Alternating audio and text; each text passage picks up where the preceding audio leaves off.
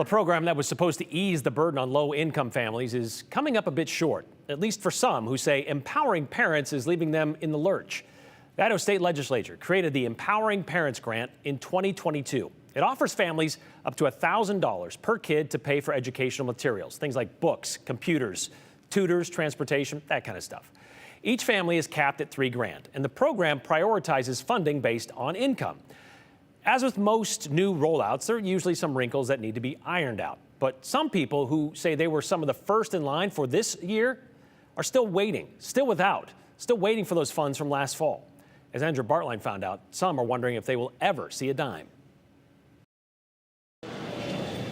In a state that ranks near the top of the nation for choice in education. My kids are homeschooled through Tech Prep Academy. More options. I first learned about it through them. Are normally welcome. Yeah. By Amy Newbold. It's worse. Just not this one. I signed up to get a notification when the next grant enrollment time opened. I don't even know what to call this mess.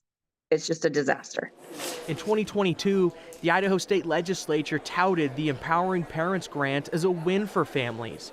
People most struggling to make ends meet could receive $1,000 per kid to supplement their educational needs. Amy's family was supposed to be near the front of the line. And I waited and waited and waited to be verified and approved and all this stuff. And I never saw the funding. When were you supposed to get those funds? Before Christmas. I think it was supposed to be sometime in November. That's half a year ago. Yeah.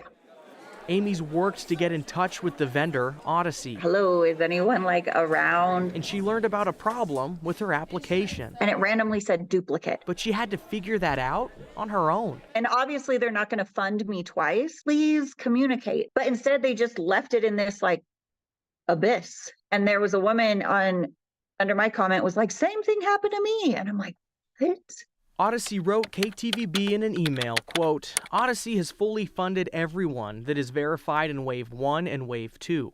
We can confirm there are just 2 invoices from this group that are currently in the process of funding because Odyssey is waiting on the state to verify them and sign off on the funds as is required. Do you think you're one of the 2? I'm very curious. I'm like, maybe it's me and that girl. But unlikely, because Amy met that woman on this Facebook page, showing several families in Wave 1 and 2 with no access to the dollars. We're putting in all this legwork, right, to contact and then having to navigate the portal or whatever that is, and there's all this price gouging. It's price gouging. What do you mean by that? Okay, I was looking to see if I could maybe use up my old funds because I think I had $20 or something. A set of Crayola crayons, 12 crayons that you could get on Amazon for maybe $2.98. It was $14.97 with this vendor. It's a price tag she'd rather not pay. At what cost do we want this help? With a check she's unsure that'll ever cash. Not at this point, no. I don't really have any faith that I will see that funding. Amy got in touch with a contact at Odyssey. She says about 2 weeks ago, she says her application had to be done over again because of that duplication, while she was told they would move her to the front of the line because she's supposed to be in Wave 1 based on her income. Still has not gotten those funds.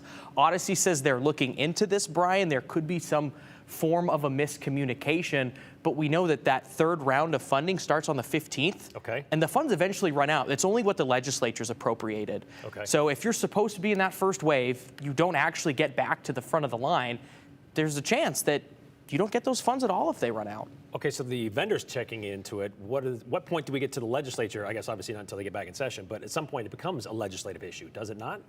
It would be them wanting to hold the vendor accountable, right. or I guess in this case, it's the group contract and then there's vendors under them. It's unclear exactly, but they are aware of that Facebook group, so they can cross-reference those names and understand what those cases are. But all right, we'll see if she gets an answer. Yeah, we'll keep track of that. All right, thanks, Andrew.